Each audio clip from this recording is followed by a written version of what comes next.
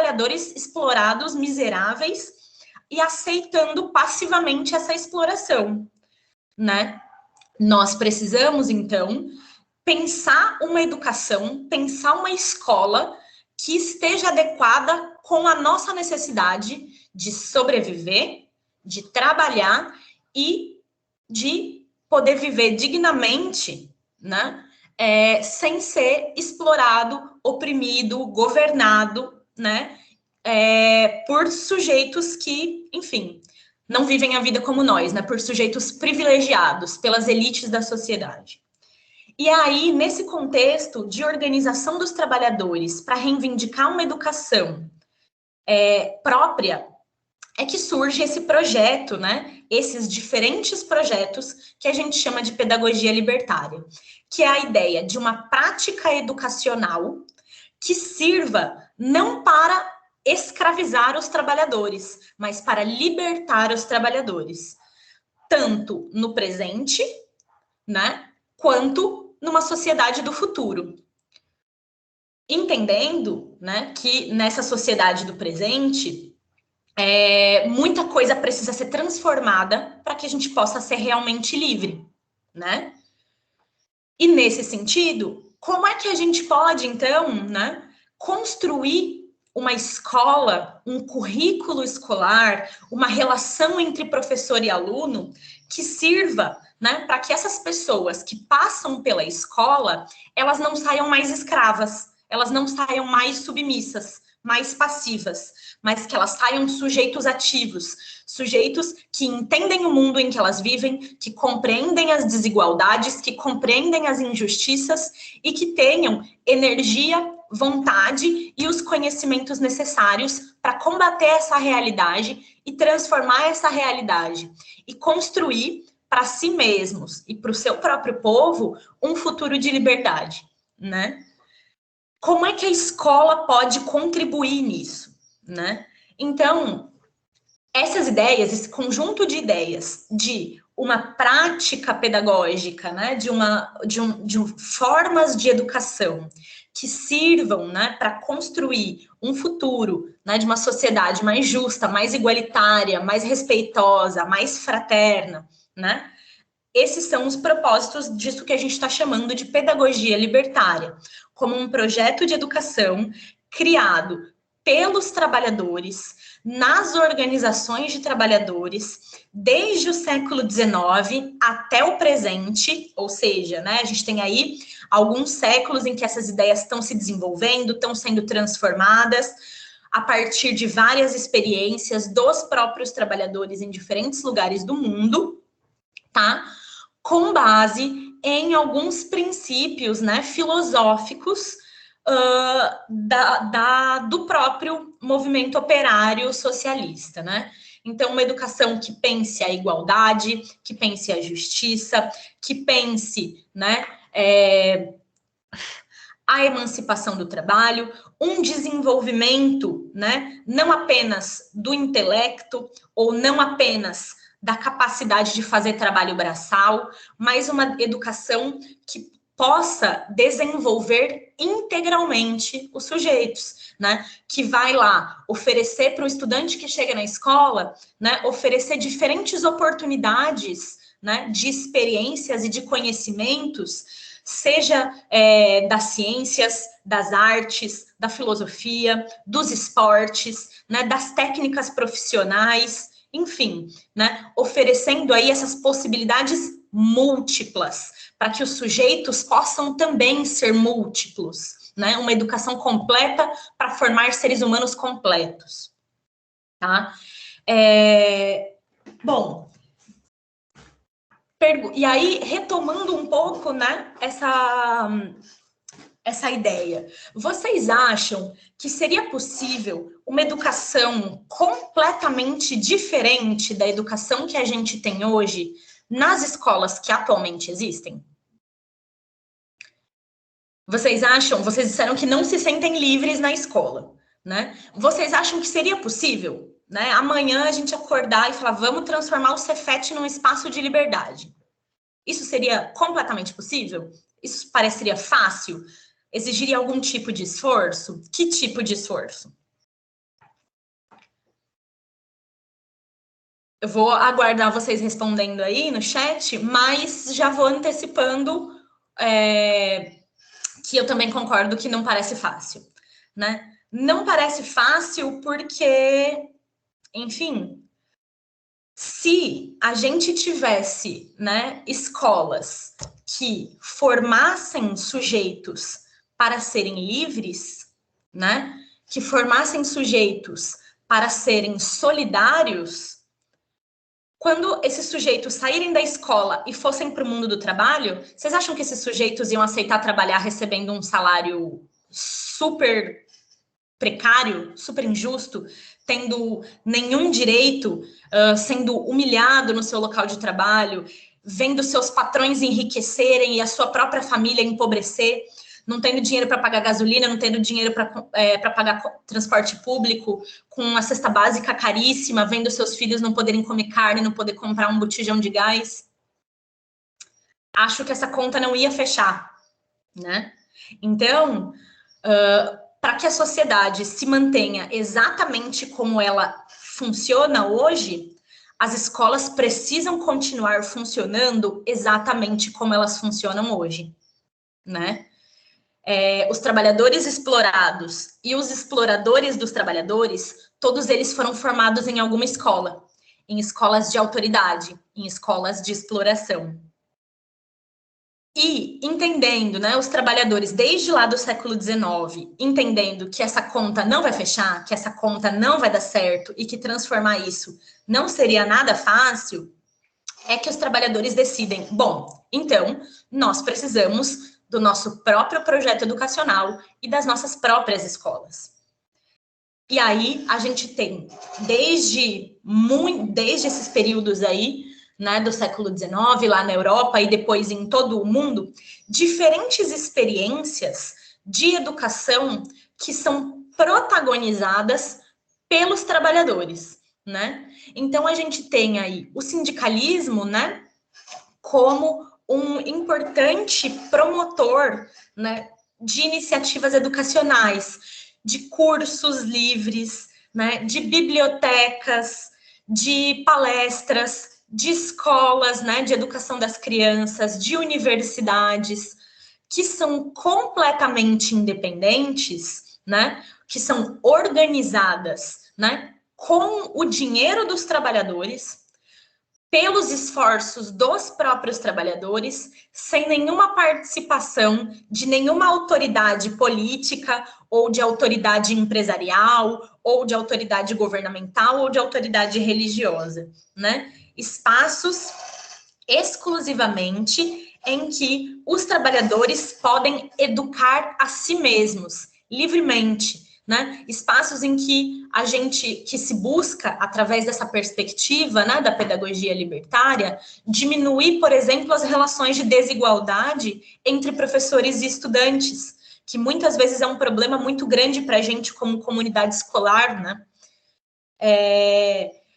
E aí a gente tem o desenvolvimento de diversas práticas pedagógicas que hoje, e aí daqui a pouco o Guilherme vai falar um pouco sobre algumas experiências históricas do presente, né, que trazem práticas como, por exemplo, o ensino mútuo. O Marcelo está pedindo permissão para falar. Por mim, pode com certeza. Caroline? Acho que ela que tem que habilitar o microfone das outras pessoas.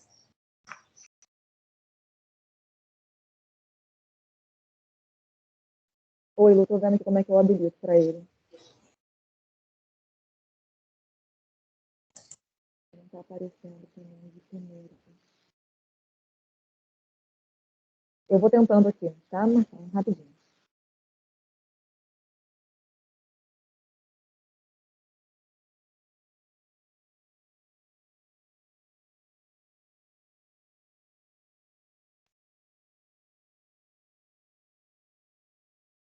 Luciano, eu acho melhor você continuar, e aí eu mando uma mensagem aqui quando eu conseguir habilitar o Marcelo. Tá bom, daí quando tu conseguir habilitar o microfone dele aí, Marcelo, quando eu habilitar seu microfone, tu pode me interromper e falar, tá bom? Bom, então tá. Como tava falando aí um pouco dessas iniciativas educacionais produzidas pelo próprio movimento operário, né? Inicialmente europeu, lá no século XIX, mas rapidamente para além da Europa também, e tão logo por todo o mundo.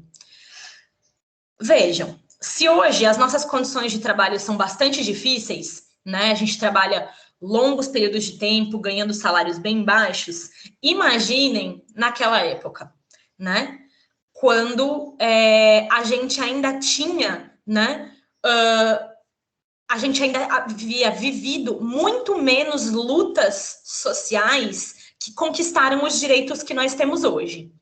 Então, naquela época, a gente tinha uma classe trabalhadora que também, né?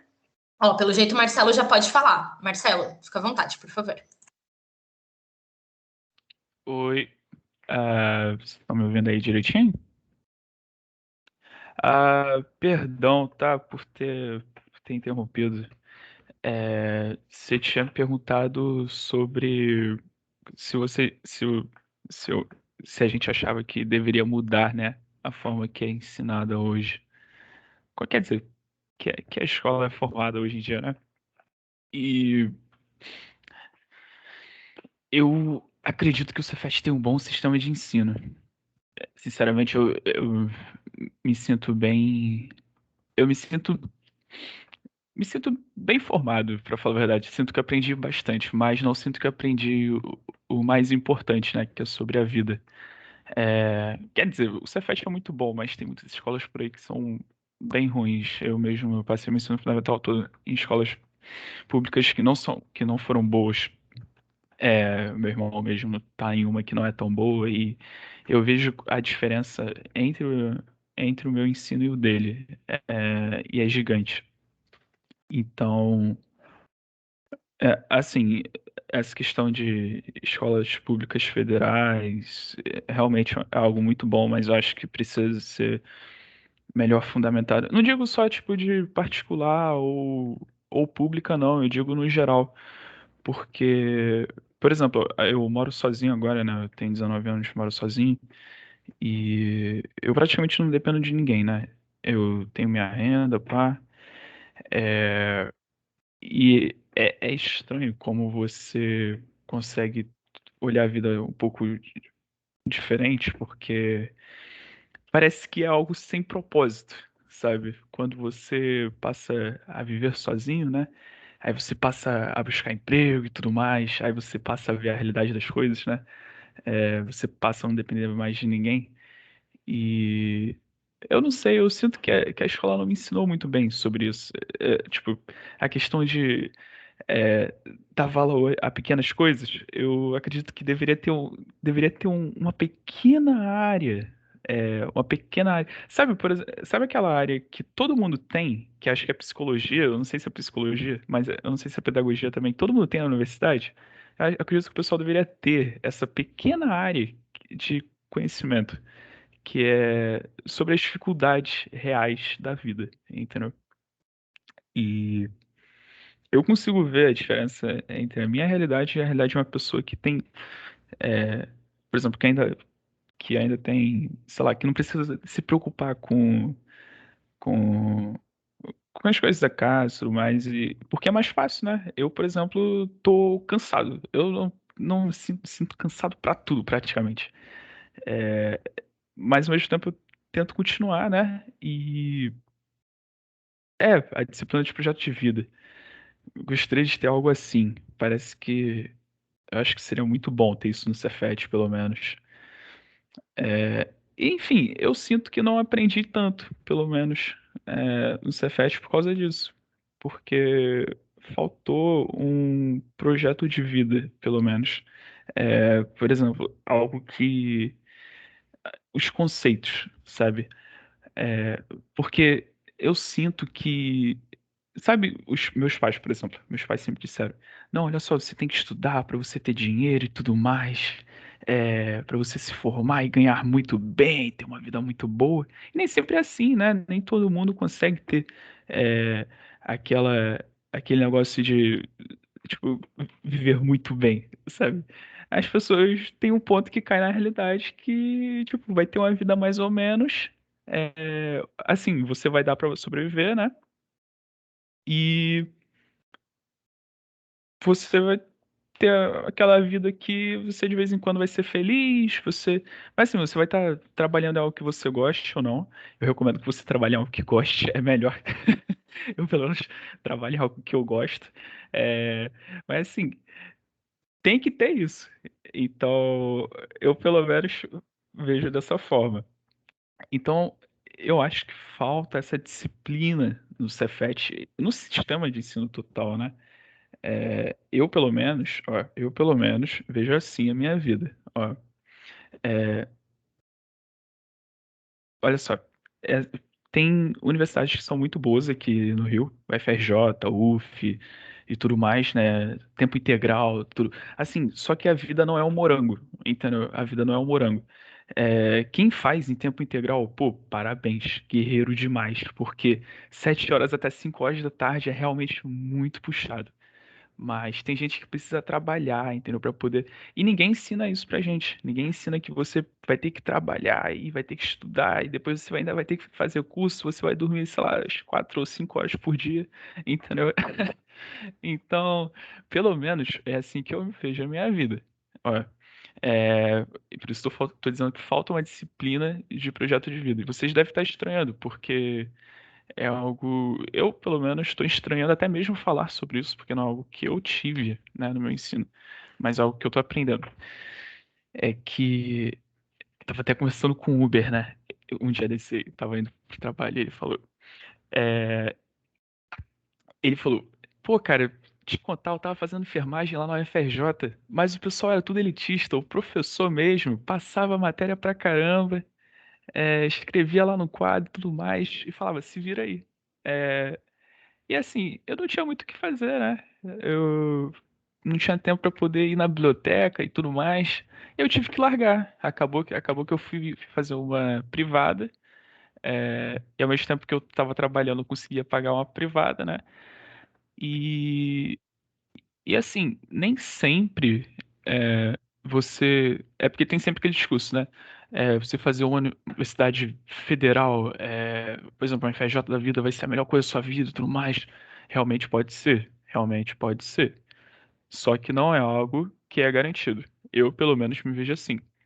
Não adianta eu fazer ciência da computação na FRJ e, ao mesmo tempo, não ter dinheiro para, por exemplo, pagar os cursos que eu quero para, tipo, de ciência de dados, inteligência artificial e tudo mais, entendeu? Porque eu não vou ter tempo para trabalhar, entendeu?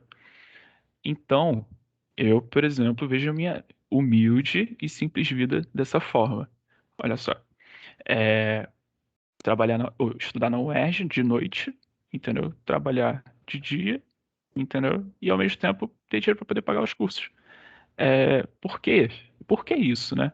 Ninguém me disse que, por exemplo, ciência da computação ou então que engenharia, qualquer área, né? Você pode, por exemplo, ir e você pode desviar do caminho, né?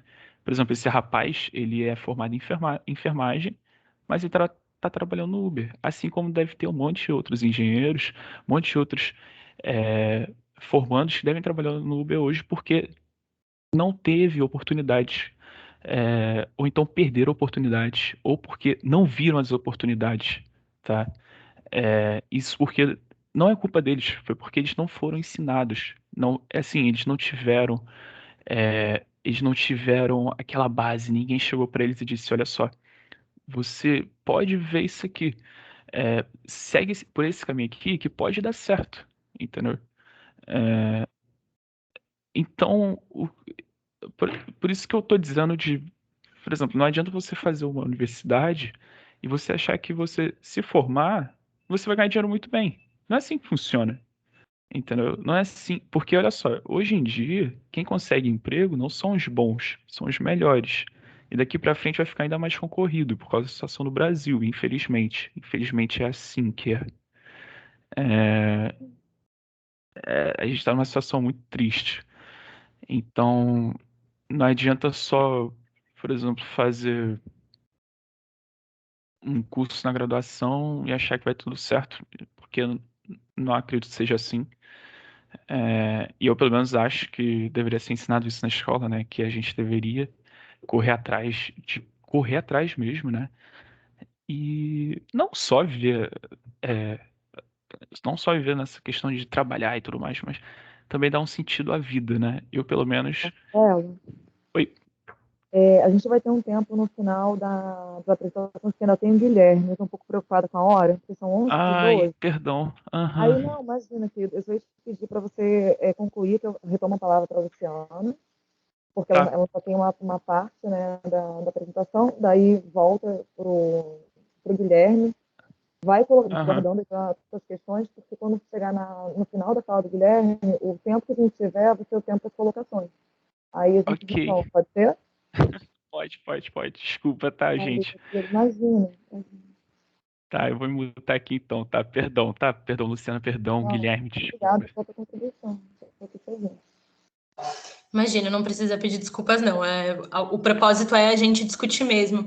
Eu, inclusive, vou até agilizar aqui para terminar um pouquinho mais rápido para dar tempo suficiente para o Guilherme apresentar as experiências que ele trouxe. Vejam, o Marcelo falou várias coisas muito importantes e aqui o pessoal no chat tem comentado também várias coisas super importantes que tem muita relação com isso que eu estava tentando expressar antes, assim. As escolas, né, tal como elas são pensadas na sociedade de hoje, elas não poderiam atender essas expectativas que a gente tem. Não poderiam mesmo. Por quê? Porque a escola tem uma grande função na sociedade que é ensinar para as próximas gerações a viver da maneira como as gerações atuais vivem, né? É reproduzir essa sociedade. Por exemplo, te ensinar, né, a adquirir alguns conhecimentos que são necessários para o mundo do trabalho e alguns valores, algumas crenças, como, por exemplo, essa crença aí que o Marcelo estava comentando, né, de que ensino superior, por exemplo, garante uma boa colocação no mundo do trabalho, o que pode até ter sido verdade em algum momento da história ou para alguns setores da sociedade, mas sem dúvida nunca foi verdade para os trabalhadores mais pobres e mais precarizados. Né? Quem tem que trabalhar 8, 10, 12 horas por dia, né? Tem que sustentar família, sustentar filho, morar de aluguel, pegar transporte coletivo, né? Se consegue adentrar, né, numa instituição de ensino superior, tem muita dificuldade de permanecer, como o pessoal também estava comentando no chat, né? Porque, enfim, não é esse o projeto de educação, né? Que as classes dominantes propõem e preparam para a gente, que vem, né, de uma origem de quem precisa trabalhar para sobreviver, né? Basicamente, o projeto educacional pensado para nós é de uma instrução que nos habilite a trabalhar e nos transforme em trabalhadores conformados, trabalhadores que aceitem baixos salários, que aceitem retiradas de direitos, que aceitem humilhações, que aceitem viver na miséria, que aceitem que o futuro não pode ser diferente, ou se puder ser diferente, é só através da competição, nunca da luta, nunca da colaboração, nunca da união, né? E aí, contra esse projeto, né, de uma educação que visa instruir para controlar os trabalhadores, né, muitas escolas sindicais, escolas operárias, universidades, bibliotecas, né, foram criadas com o objetivo de instruir para revoltar, porque todas essas iniciativas, né, de pedagogia, de escolas, elas foram pensadas a partir dessa seguinte questão básica: a questão social em torno da escola. Qual é a questão social, né? É a que está presente em toda a sociedade, e a escola, fazendo parte da sociedade, não poderia escapar dela, né? Existem aqueles que têm privilégios sociais e por isso têm poderes e por isso têm direitos, e aqueles que têm uma situação social subalterna têm um acesso subalternizado e marginalizado aos conhecimentos que são produzidos por toda a humanidade, mas a gente recebe só um pouquinho na escola, só o suficiente para a gente aprender a ler, a se comunicar, a calcular, a usar um computador, saber qual é a cidade que você está, o bairro que você está, enfim, só conhecimentos rudimentares, precários, né, mas não conhecimentos altamente elaborados, que esses conhecimentos aí são reservados para as elites, né? Então, para que a gente consiga, né, como trabalhadores, acessar e ganhar, né, conquistar o direito de ter a educação que a gente gostaria de ter, por exemplo, eu acharia extraordinário, e eu acredito que seja nosso direito, que todas aquelas pessoas que querem fazer um curso de programação ou de, sei lá, qual coisa que o Marcelo falou, eu esqueci agora, desculpa, porque eu não entendo nada de tecnologia, mas, enfim, de desenvolvimento de software, etc, etc, que todas as pessoas que desejam fazer, que elas pudessem fazer, sem precisar pagar. Mas como esses são conhecimentos hoje que são super valorizados, né, pelas indústrias e tudo mais, esses conhecimentos têm que ser inacessíveis aos trabalhadores. Ou eles são reservados para os filhos das elites, ou para os trabalhadores que se esforçarem demais, mais do que o necessário para poder pagar, né? Isso não deveria ser assim. Afinal de contas, conhecimentos tão importantes que são produzidos por todos nós deveriam ser livres de acesso a todos nós que podemos querer, né, estudar isso. Né? Em muitas dessas escolas operárias, né, escolas sindicais, a gente tinha a associação entre um ensino técnico profissionalizante, né, com a oferta de cursos em que os próprios trabalhadores ensinavam aquilo que eles aprendiam no seu cotidiano de trabalho para outros trabalhadores. Imaginem, ao invés de competir, pensando, não, eu não vou ensinar nada do meu trabalho para ninguém, porque senão esse outro cara vai roubar minha vaga. Ao contrário, né? Vamos sim, enquanto trabalhadores, ensinar nosso trabalho para os próximos trabalhadores e não só ensinar o nosso trabalho, ensinar sobre as relações de trabalho. Né? A gente tem um exemplo muito interessante, que é o da Federação das Bolsas de Trabalho, na França, na viradinha do século XIX para o século XX, em que as organizações de trabalhadores em cada bairro, né, construíram bibliotecas, escolas, né, escritórios de imprensa, cursos, escritórios de informação, conferências e uma série de atividades educacionais. E também, né, uma das atividades que se chamava os museus do trabalho, em que você, por exemplo, os trabalhadores organizavam, né, museus com, sei lá, tinha um livro aqui, né, tem um livro lá em exposição. E aí tinha todas as informações, quanto que custou para produzir esse livro, quanto que ganhou o trabalhador que produziu esse livro, quanto que o patrão vendeu o livro, quanto que o patrão ganhou de lucro em cima desse livro, né? Então, a gente tem, por exemplo, aí a noção de instrução integral, como eu estava falando antes, né? Não só você você apenas alfabetiza o trabalhador para ele ler o livro, ou você ensina o trabalhador a mexer na máquina para fazer o livro, mas além dessas duas coisas, também é oferecida todos os conhecimentos sobre as relações sociais que envolvem produção, circulação e venda de livros ou de qualquer outra mercadoria que exista na sociedade. Muito obrigada, Caroline, pelo aviso sobre o tempo. Eu teria várias outras coisas para falar, mas vou aproveitar esses 3 minutinhos só para fechar, e aí vou deixar para o Guilherme comentar mais exemplos, né? Que vão dar um pouco mais de materialidade para essas ideias que eu estou falando aqui. Bom, de maneira geral, né, o que eu estava querendo resumir aqui, né, para vocês?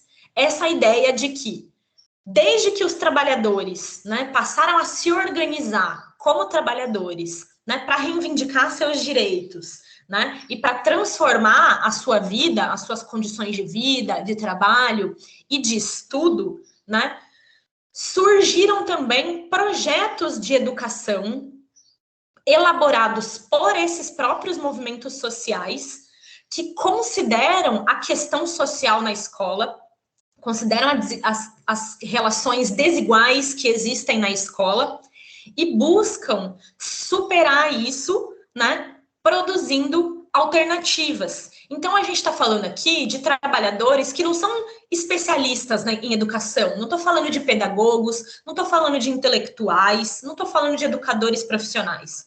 Estou falando de operários, né? Estou falando de trabalhador comum, trabalhador de fábrica, trabalhador do comércio, que, organizado junto a outros trabalhadores, pensaram sobre a sua realidade de trabalho e pensaram sobre sua realidade de ensino. E perceberam que estavam sendo educados apenas para serem submetidos, para serem controlados e para serem explorados. E por isso quiseram criar iniciativas de escolas, universidades, cursos que, ao invés de instruir para disciplinar, possam também instruir para revoltar, para que os trabalhadores tomem consciência da sua condição de trabalho, que é indigna, que é injusta, e possam se unir ao invés de competir, porque as nossas escolas formam para competição, por exemplo, a lógica do tem que competir no mercado de trabalho, tem que competir pela vaga na universidade X ou Y, espaços de escola e de ensino em que todos são convidados a cooperar em situação de igualdade. Ninguém é o diretor da escola e ninguém é o aluno. Um dia você é o trabalhador que vai lá e oferece um curso sobre a sua profissão e os outros vão assistir aquele curso. No dia seguinte, um outro trabalhador vai lá dar um curso sobre aquilo que sabe. No dia seguinte, vem uma costureira do bairro dar lições sobre costura. No outro dia, um professor dá uma aula. No outro dia, um médico do bairro dá uma aula sobre saúde. Então, é um processo, um projeto de ensino mútuo, ensino cooperativo, auto-organizado pelos sujeitos, né, que têm a necessidade e o direito desta educação, mas que compreendem que o objetivo dos governos e dos empresários nunca é oferecer o que os trabalhadores precisam, mas sempre garantir o que as classes dominantes precisam. E que somente a auto-organização e a luta, né, nesses espaços poderia oferecer, né, uma educação que nos ensine a cooperar e não a competir, né, e que nos eduque para que nós tenhamos independência e autonomia, não como indivíduo, cada um por si competindo uns com os outros, mas como classe, como iguais, como trabalhadores que precisam se unir para se educar uns aos outros, para trabalhar juntos, produzir juntos e construir juntos uma sociedade diferente da sociedade que nos educa hoje. Terminei, gente. Espero que tenha dado para ter uma ideia rápida, né, das ideias que animam essa história aí de pedagogia libertária e da relação dela com o movimento de trabalhadores. E aí o Guilherme, tenho certeza que vai trazer exemplos históricos mais antigos e mais recentes que vão demonstrar como é que isso, por várias vezes, aconteceu na prática. Obrigada.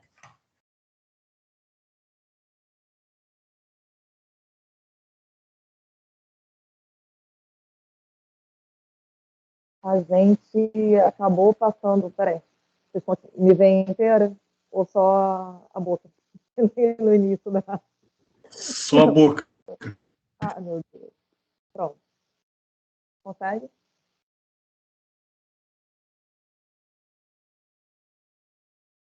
Peraí. Resolvi. Travou um pouquinho, Carol. A imagem.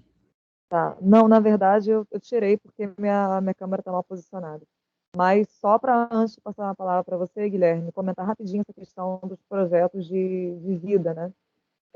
Que é uma disciplina que tem aparecido cada vez mais, né, nas grades curriculares do ensino médio, para dar conta, né? Assim, é tão gritante que a educação ela tem essas lacunas que essa disciplina ela aparece, né, um pouco para tentar dar conta dessa questão, né, dessa necessidade de tratar de questões para além do conteúdo ali, né, mais restrito de cada disciplina. Mas só queria chamar a atenção, né, para quem está participando aqui da atividade, que a discussão é bom para poder pensar essa novidade, né, essa disciplina aí do projeto de vida, mas ela está trazendo uma questão mais ampla, né, de processo histórico mesmo, de experiências que foram pensadas dentro de uma linha pedagógica muito clara, né, de pensar a educação como libertação, para além de trabalhar questões pertinentes da vida, né, assim, de uma forma mais abstrata. Porque quando a gente passa para a vida de uma forma concreta, né, assim, a gente vai lidar, na verdade, com uma série de conflitos, uma série de desigualdades. Então, essa ideia de projeto de vida como uma coisa muito abstrata, muito geral, ela acaba perdendo, esvaziando completamente o sentido, né? O Guilherme vai tratar bastante dessa questão, então eu vou passar a palavra. Guilherme.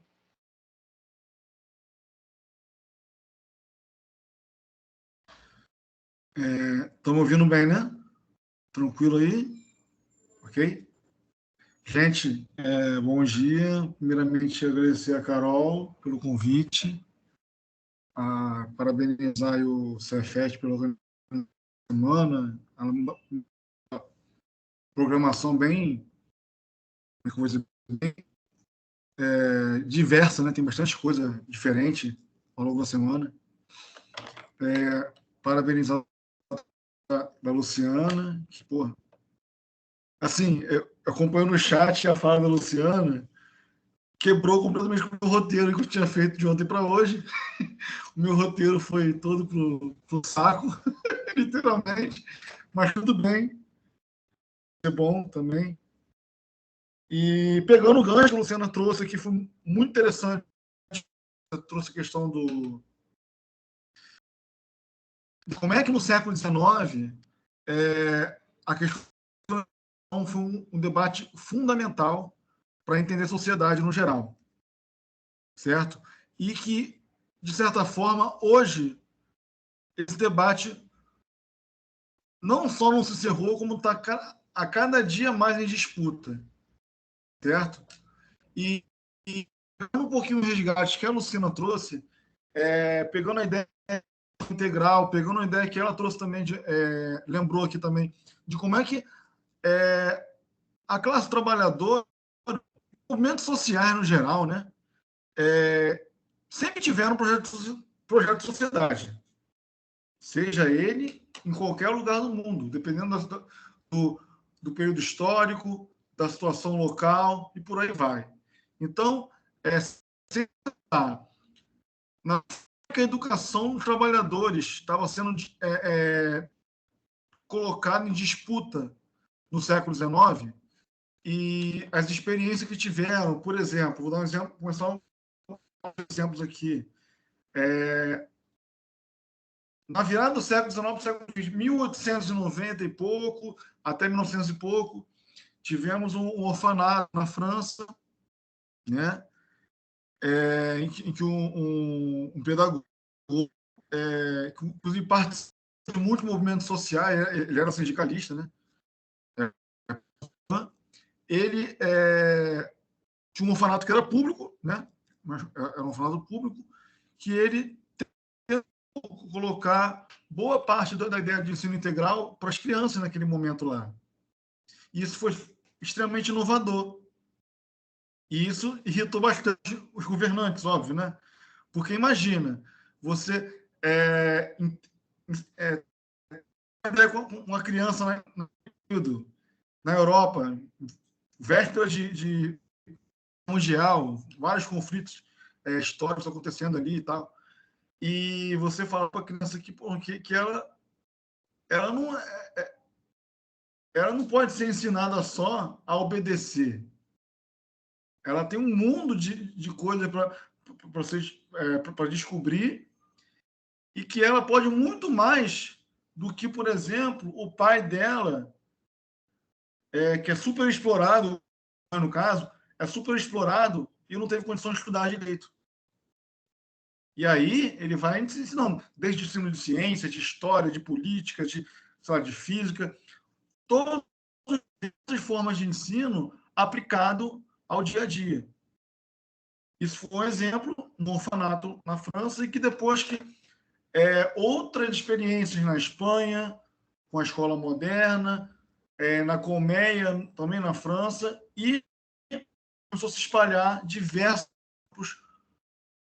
por todo mundo, América Latina também, com essa ideia emancipadora de uma educação libertária. Pegando um pouquinho aqui que a Luciana trouxe, e trazendo aqui agora para o momento início do século no Brasil, 1910, 1920 ali, as primeiras escolas operárias que tiveram no Brasil, vamos pensar no Brasil, início do século XX. Grande maioria da população analfabeta. Pouquíssimas pessoas sabiam ler e escrever naquele período, né? E da classe trabalhadora conseguia ler e escrever, assim, era a exceção da exceção. E quando sabia, é porque tinha algum esquema com o patrão pagava um curso, ou estudar, ou conseguia algum acesso a alguma escola que os próprios patrões conseguiam ter algum conchavo ali e tal. Só que, voltando, 90, assim, eu não sei o número, tá? Chutar um número. 95% das pessoas naquele período, 90% das pessoas no Brasil naquele momento não sabiam ler e escrever. Isso é um fato, tá? Vocês sabiam o básico do básico. Quando começou a ideia de alfabetização da grande população começar a se instruir, começar a ler e escrever, não começou a partir do Estado. E sim começou a partir do quê? Das escolas operárias. As primeiras escolas públicas no Brasil começaram, sim, no final do século XIX, Pedro II e tal, mas só que era uma escola que apenas a elite tinha acesso. A elite que eu estou falando, a elite com acesso, é a escola pública para quem tem dinheiro. É isso mesmo. Para quem tem dinheiro. No primeiro momento, sim. A ideia de uma escola pública universal ela é muito recente na história do. Tá? Então, se a gente tem, hoje em dia, eu até vi esses dias que acho que 85% dos jovens do Brasil estão em escola pública hoje no Brasil, se não me engano. Entre 80% e 90%. Naquele período, era o inverso. Não tinham acesso à educação. E voltando, quando tinha, eram algumas escolas operárias. Essas operárias, boa parte delas eram ligadas a sindicatos, lembrando que sindicato naquela época não era dentro do sindicato que a gente tem hoje em dia, eram sindicatos ligados ao movimento social, de fato, os trabalhadores de diversas categorias. Não era um sindicato dos trabalhadores, até tinha, era muito mais, era um universo muito mais complexo de trabalhadores de diversas categorias. Tinha um sindicato específico lá, sei lá, dos tecelões, das costureiras, dos sapateiros, do pessoal que trabalha na construção civil, e por aí vai. Professores, sim. Só que a ideia de sindicato naquele período era uma ideia de sindicato muito mais amplo. Então, os trabalhadores, em geral, uniam de diversas categorias. Então, as escolas operárias não era a escola operária só dos filhos dos sapateiros, ou só dos filhos do pessoal que trabalhava na indústria de roupa. Não. Eram sindicatos ligados a todos os filhos da classe trabalhadora ali. Todos não, né? Setorizados. No Rio de Janeiro, em São Paulo e por aí vai. Tá? Então, essas escolas foram importantíssimas para começar a avançar o processo de alfabetização no Brasil. Tá? Esse processo ele vinha também não só com a questão da alfabetização, mas também uma ideia de educação diferente, como que a Luciana colocou aqui antes de mim. Então, se o jovem vai aprender, por exemplo, história, ele vai aprender história, mas tem que aprender também, por exemplo, de mecânica, de física, de questão de matemática. certo?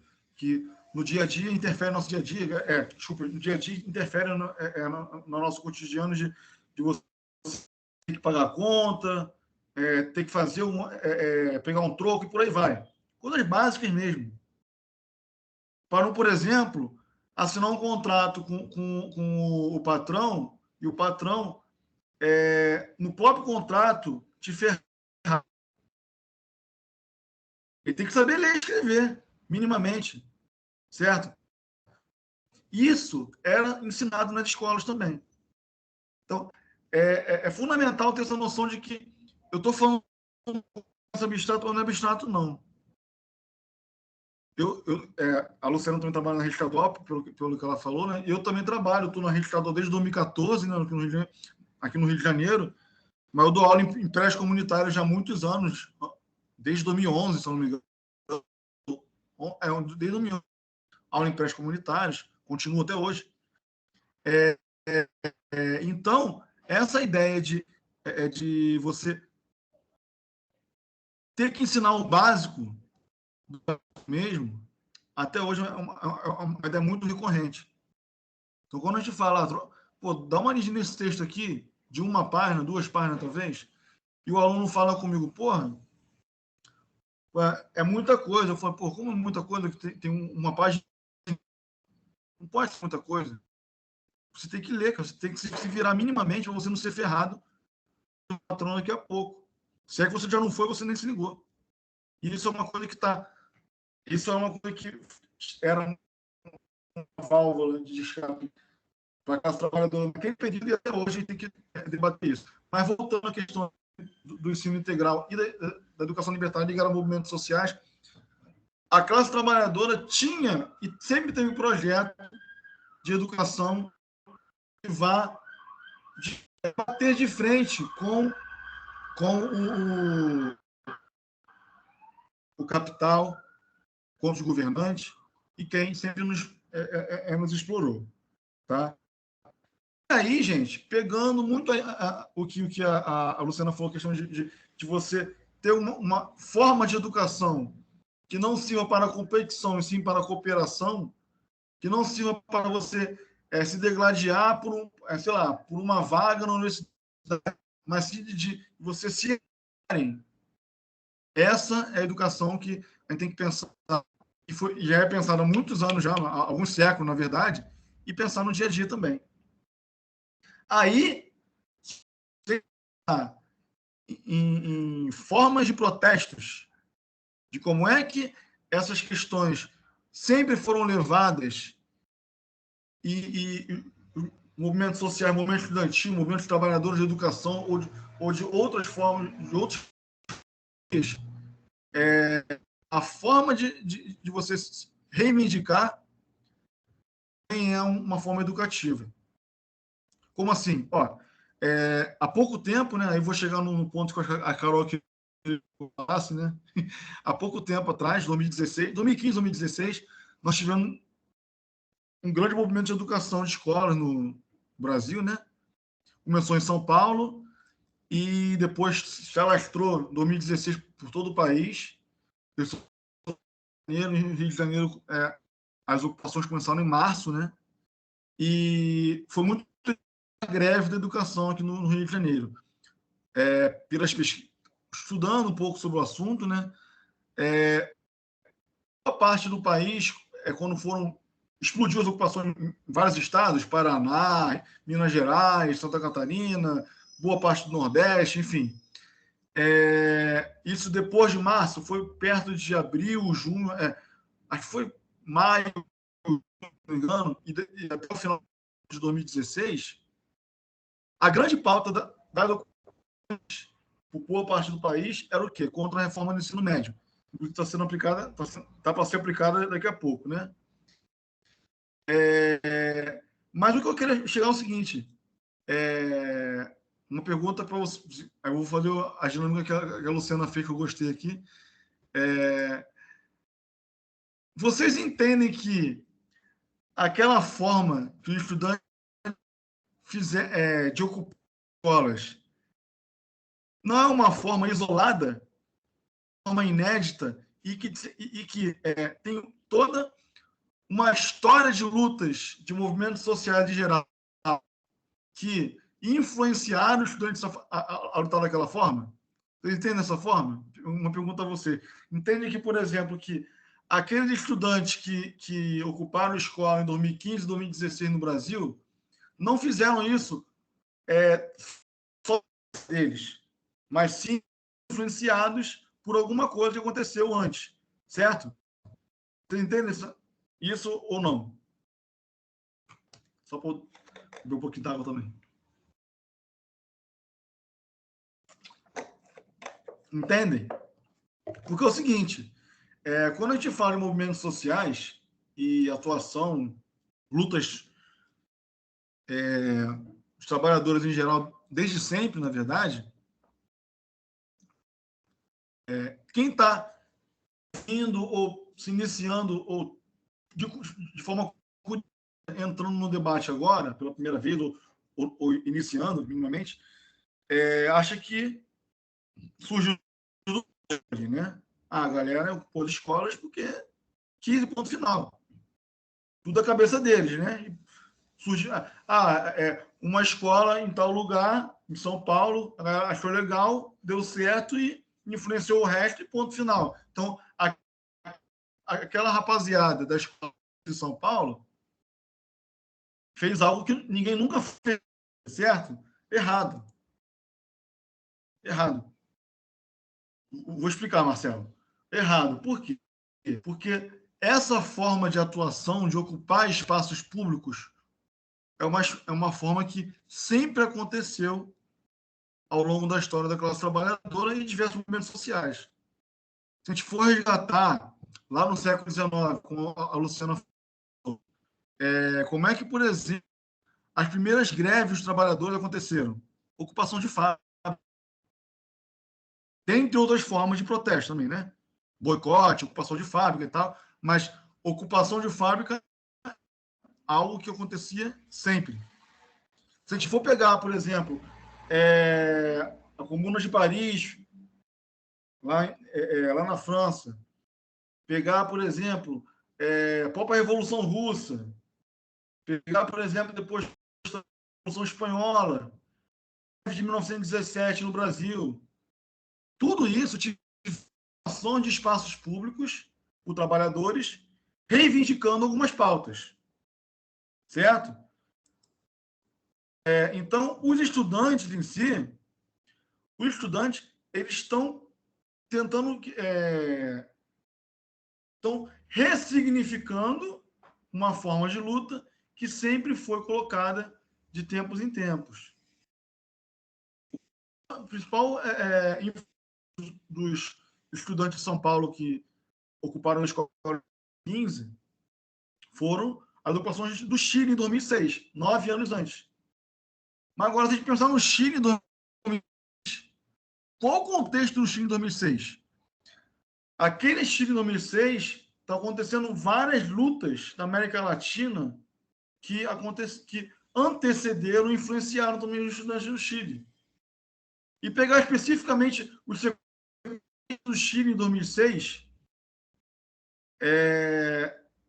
a gente entende que a forma dos secundaristas lutarem aqui do lado, né, no país vizinho, não é inédita. Por quê? Porque começa a pesquisar sobre o assunto. Nos anos 80, na ditadura do Pinochet, as principais revoltas e protestos naquele período eram protagonizadas pelos estudantes. Você carro pegando fogo, a polícia entrando em confronto com uma molecada nos anos 80, uniformizada, indo para cima da polícia, contra o governo Pinochet. Então, essa forma de protesto, voltando, ela é ressignificada. Se a gente voltar um pouquinho no tempo ainda, pegar um maio de 68 na França, para quem não sabe, em 1900 na França teve uma grande movimento para a rua também e tal, e várias questões foram discutidas. E tantos no caso, universitários, né?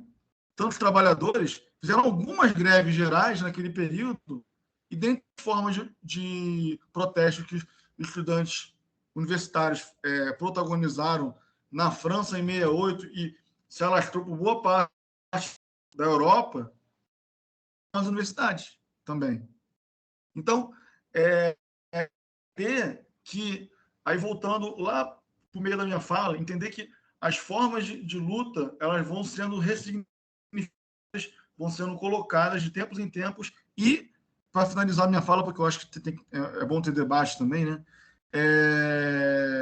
Eu queria falar o seguinte, que a educação libertária ela sempre pautou pelos princípios que a própria Luciana falou no início, de uma instrução integral, que não rompe, por exemplo, com ser o quê? Só mental e não físico. Não, tem que ser ensino físico e mental. Tem que o tempo inteiro dialogar a questão prática com uma questão teórica. Não pode ter rompimento. A questão prática é teórica, porque a questão teórica é prática, o tempo inteiro aquilo ali. Então, o ensino integral parte dessas ideias. A questão, por exemplo, de uma autogestão. Você diminuir esse abismo ou essa hierarquia no dia a dia das escolas ou das formas de educação no geral, espaços educacionais, certo? E para isso, por exemplo, temos pré-escolares, projetos de educação, sei lá, em ocupação sem teto, ocupação sem terra. Então, essas formas de educação que são menos formais, menos ligadas às instituições do Estado, também educam bastante a classe trabalhadora e também entendem que a luta não é, por exemplo, entender que construção de pautas de movimentos sociais ou políticas em geral, elas são feitas no dia a dia. Seja na escola, movimentos sociais, certo? E por aí vai, tá? E para finalizar de vez mesmo, tem um conceito que eu acho que é importante falar, que é o conceito de ação direta. A noção de ação direta é fundamental para a gente entender que podemos nos ensinar e trocar experiências, e que a educação ela vai muito além, por exemplo, da sala de do que o secretário de Educação ou o Ministério da Educação passa para a gente como ordem e aplicar nas escolas em geral. Passa muito mais, por exemplo, que eu vi uma discussão aqui no chat sobre projeto de vida ou currículo mínimo. Passa muito mais disso. A educação ela vai muito além disso. E a experiência e de buscar lutar por nossos direitos também é uma forma de educar. Tá? Eu acho que é isso. Não sei se for confuso, e se for confuso, eu posso depois trocar uma ideia com todo mundo que perguntar. Valeu, gente. Obrigado, Carol. Obrigado, Luciana. Gente, obrigada, Guilherme, Luciano. Esse debate acho que tem que acontecer sempre, né? Assim, não fica. Deixa eu ver se eu consigo puxar minha câmera. Fica sempre muita questão, né? Para depois continuar tirando dúvida, trazendo mais as experiências. São muitas experiências, né? O maior incômodo que eu fico sempre é porque é como se não existisse, né? Como se não tivesse acontecido, quando na verdade essa experiência é uma importante referência para a teoria pedagógica, para discutir uma série de questões políticas, para pensar movimento, para pensar transformação na educação. A gente parte delas, né? E aí na hora que o debate torna mais no dia a dia, parece que as experiências elas ficam todas escondidas, né? Então, queria agradecer a vocês dois, né, por terem trazido tantas questões. Assim, é bom que aqui no chat o pessoal ficou discutindo, né, várias coisas. Essa questão do projeto de vida, não necessariamente precisava ser uma coisa na tua fala, Guilherme, mas eu achei interessante quando alguns colocaram, porque é isso, né? Assim, é uma novidade, né? É uma coisa que existe há muitos anos, mas que ela vem para meio que colocar panos quentes, assim, né, numa questão de mudança, uma necessidade de mudança estrutural em todo o processo, né, de aprendizado, de ensino e de organização, né, da sociedade. Então, não é uma questão que simplesmente uma única disciplina dê conta. É a expectativa que sempre colocaram na psicologia, por exemplo. A psicologia vai falar sobre o mundo, a psicologia vai falar sobre a vida, vai falar sobre, portanto, você, professora, que precisa, né, dar conta disso. Na minha aula de matemática eu não falo sobre isso, na minha aula de física eu não falo sobre isso. Então, a concepção completamente equivocada, né, de educação. Então, essa disciplina só vem também com essas, né, questões aí problemáticas, e vocês trouxeram outros elementos aqui para quem acompanhou e até agora. A gente está com pouco tempo, né? Assim, a princípio a atividade vai até meio-dia, mas como, enfim, a gente não seguiu tão rigorosamente, né, o tempo, assim, até pedi para o Guilherme, porque a gente ficou com o tempo um pouco bagunçado, assim, né, na hora de organizar. Mas queria abrir agora para quem levantar a mão aqui, ou quiser colocar no chat alguma questão para a Luciana ou para o Guilherme.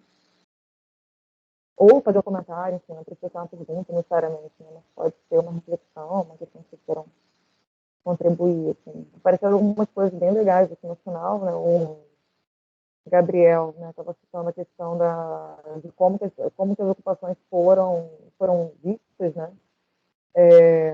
Eu sou super insistente com essa questão, assim, porque quem é professor, ou quem estuda, ou quem se preocupa com qualquer questão, né, mais de transformação na sociedade, assim, não pode esquecer o que aconteceu em 2015, 2016, assim, que foi uma coisa inédita, assim, né?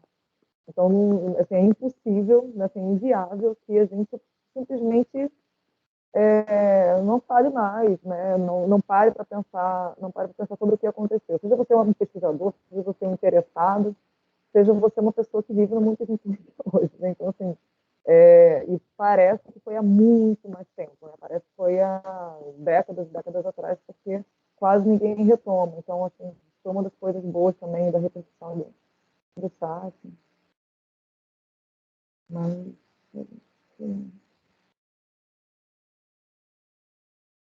E tem uma questão também, Carol, que é só para você tocou no ponto que os próprios estudantes, durante as ocupações, a Luciana colocou no chat que ela falou, vou só complementar o que ela escreveu, a gente aprendeu muito com os estudantes, na verdade. E como é que e é interessante como é que outra forma de escola pode, e muito possível para além dessa escola careta que a gente tem de direção, de coordenação, de horário, de currículo mínimo, de horário fechado. Assim, e aí? Por exemplo, vou dar um exemplo bem curtinho para não deixar mais gente falar. Eu dava aula na Baixada Fluminense, para quem a Luciana não é do Rio, Baixada Fluminense é uma área metropolitana do Rio de Janeiro, que é uma área periférica do Rio, bem pobre e tal. Dei aula 6 anos lá, 6, 7 anos quase. E agora estou na capital. E a molecada que eu dava aula lá, a grande maioria era evangélica. Durante a ocupação, tivemos, por exemplo, uma oficina de jongo.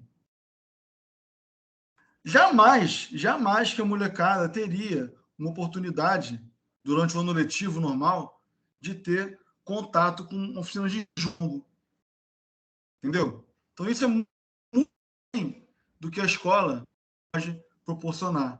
A escola que a gente tem hoje em dia, no caso, né? É claro, escolas e escola. Tem escola que promove esse tipo de atividade, volta e meia e tal, mas são poucas, infelizmente.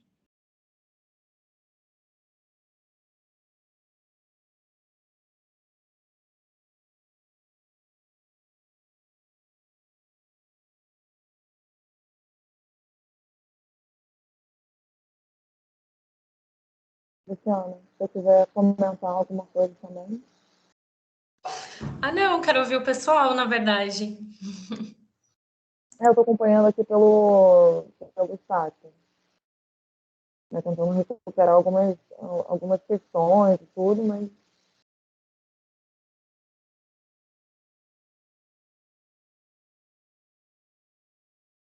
bom, para quem estava acompanhando, né, os alunos que ainda estão aqui,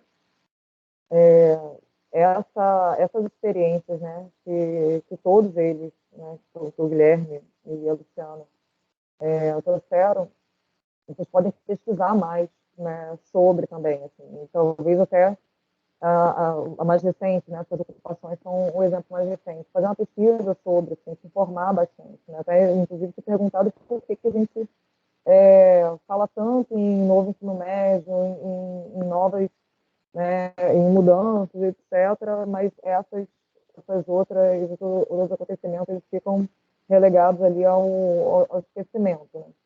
Então, assim, se fazer esse tipo de pergunta é fundamental, porque a gente vai enfrentar agora, né, uma realidade pesada, né, com o novo ensino médio, que vai ter um impacto gigantesco para todo o sistema educacional. Assim, né? Vai pegar a educação básica como um todo, vai afetar o ensino superior também, assim, e sem que a comunidade toda, que a sociedade consiga ter referências importantes para poder se posicionar sobre esse tipo de reforma. Né? Isso é muito ruim.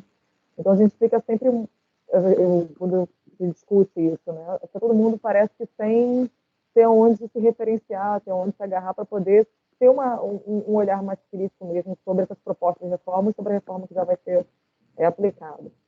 Então, depois que as coisas já estão já em curso, você vai pensar assim, caramba, não, realmente tem um problema, né? Foi ruim essa mudança, mas aí já foi, né? Aí já passou, a gente perdeu uma coisa que é muito preciosa para a trabalhadora, que é tempo, né? Deixando essas experiências passarem e ficarem esquecidas. Então, tem uma tarefa muito importante de não é só simplesmente de resgate, né, de memória, mas é de referência para posicionamento importante no nosso cotidiano dentro da escola e fora da escola. Marcelo? Oi, eu. Obrigado, obrigado. Deixa eu dizer, eu, eu também eu fico com o pé muito atrás sobre essa. Eu vi a notícia, eu não sei se foi semana que passada que saiu que eles queriam fazer um novo ensino médio, né? E eu não sei como vai funcionar, nem entendi direito. Não sei se o ensino médio você vai entrar no primeiro ano, você vai escolher as matérias que você quer fazer. Não é assim, não? Mais ou menos? Entendi. Mas eu realmente espero que não seja assim. Mas eu não vou dizer o que eu acho, porque eu não sei, mas eu vou contar uma experiência minha apenas. Porque é, eu, pelo menos, tenho. Eu tomei muito. Assim, no meu ensino fundamental, eu tive física e química, né? Mas foi muito básico. Mas eu gostei, eu gostei bastante. Filosofia e sociologia eu tive muito pouco, mas foi relacionado lá em história. No meu primeiro ano do Cefet que eu fui aprender sobre filosofia. Acho que sociologia não teve, eu não me lembro de ter sociologia. Ah, a professora saiu, agora que eu lembrei. Teve filosofia, eu tomei muito gosto de filosofia. Muito, muito, muito, muito. Assim, eu sou de exatas, né? E o que eu quero não tem nada a ver com filosofia, nada a ver com filosofia, nada a ver. Mas o que eu sinto por o que eu sinto que dá sentido à minha vida é isso. Sem brincadeira. Eu falo isso até para quem me conhece mesmo, quem é meu amigo bem próximo, sabe que é, tem aquela parte, né? Tem a parte profissional, tudo mais, tem aquele negócio que você trabalha, que você ganha o seu dinheiro para poder sobreviver, tem o que você, sei lá, se voluntaria porque você gosta de ajudar as pessoas, tem o que você faz por paixão, mas tem aquilo que te toca e que faz você continuar, né? Pelo menos. E eu sinto que é essa parte de filosofia pura. Tanto que eu gosto muito da história de filosofia, né? Eu tenho dois livros que eu tô lendo, que é um sobre filosofia geral. É muito louco, porque toca em bioética, toca em filosofia na política. E tá sendo muito estranho relacionar tudo. Eu não sei como é que eu tô. Eu não sei nem por que que eu faço isso comigo. Ao mesmo tempo, eu fico tentando aprender linguagem de programação. Eu tenho que dar o rumo na minha vida. Então, eu tenho que ver o que que eu quero da minha vida, porque eu tô muito aleatório.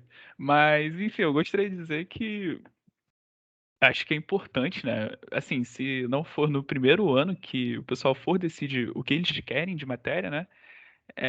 Se for no segundo é até melhor, né? Porque aí eles vão ter uma noção melhor, eu diria. No segundo ano eu já sabia que filosofia era uma área que eu gostava muito, pelo menos. Então, enfim, essa é pelo menos a minha contribuição para essa mesa redonda. Eu vou parar de falar aqui para eu não falar besteira. Tem o Pedro também. Vou passar a palavra para você, Pedro.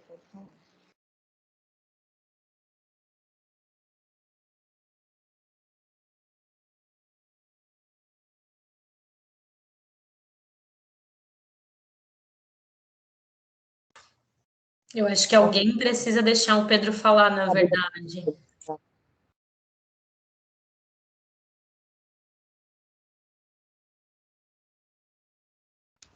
Foi, liberou. Bom, galera, primeiro parabenizar pela mesa, pelo espaço, parabenizar a Luciana, o Guilherme, a Caroline. Eu sou Pedro Lucas Fernandes, eu sou estudante de Engenharia Mecânica aqui do Cefet de Itaguaí. Eu faço parte da União Estadual dos Estudantes, a entidade estudantil do Estado do Rio de Janeiro. Construo também a Juventude do Partido dos Trabalhadores e o Movimento em Frente.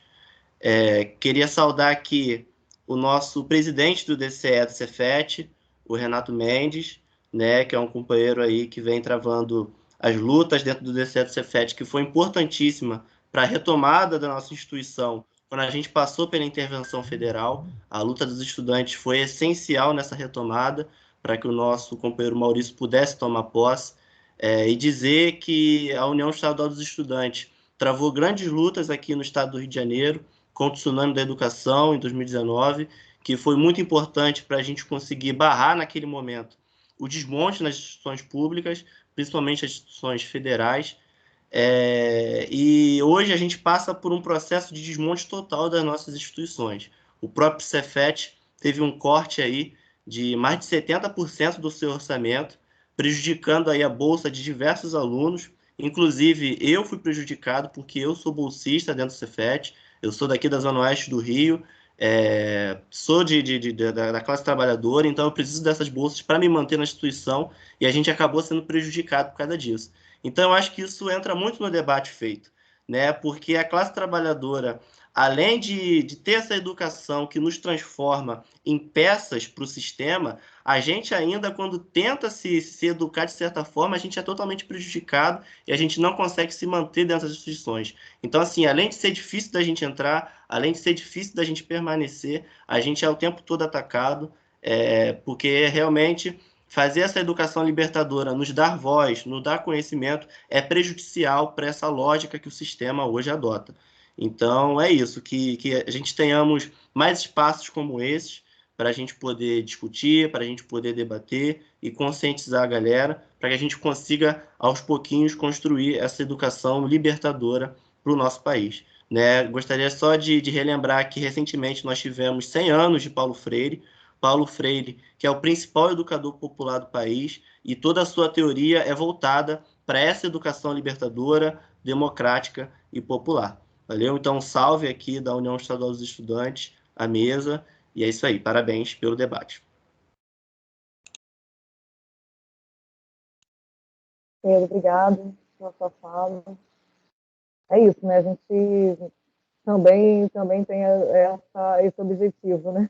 De manter a discussão sobre o monte de problema que está vivendo em relação aos cortes. Né? A FET está mesmo sofrendo com essa situação e a gente só vai seguir ainda por muitos anos com as consequências, né? Imediatas, e não vai ser de curto prazo, né? Vai ser de médio e longo prazo. Queria passar para a fala de encerramento, né, de vocês dois, talvez pela ordem que a gente iniciou as apresentações, primeiro Luciana, queria aproveitar para agradecer também todo mundo que participou, enfim. A gente, numa outra oportunidade, deve continuar debatendo essas questões por conta do projeto, né, que a gente está na RJ.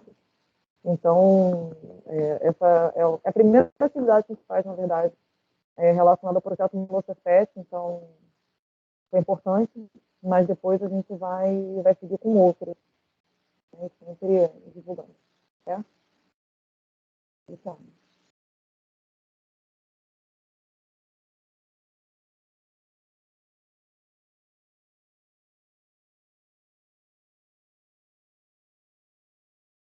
Luciano? Ai, não estava conseguindo habilitar o microfone, desculpa. Gente, muito, muito obrigada por essa conversa hoje. Obrigada a todos os estudantes que estiveram aqui com a gente, que participaram aí pelo bate-papo também, trouxeram contribuições muito interessantes sobre a sua própria experiência, que é algo que as escolas nunca oferecem espaço, né, para que a gente compartilhe os conhecimentos e os aprendizados da nossa própria experiência, da nossa própria vida e das nossas próprias lutas, né, individuais e principalmente coletivas. Então, muito obrigada por vocês terem participado, terem estado aqui, participado com a gente. E por fim, só colocar, eu coloquei ali no chat dois links do YouTube com 2 filmes, né, sobre as ocupações secundaristas, que são filmes curtinhos, de 1 hora cada um.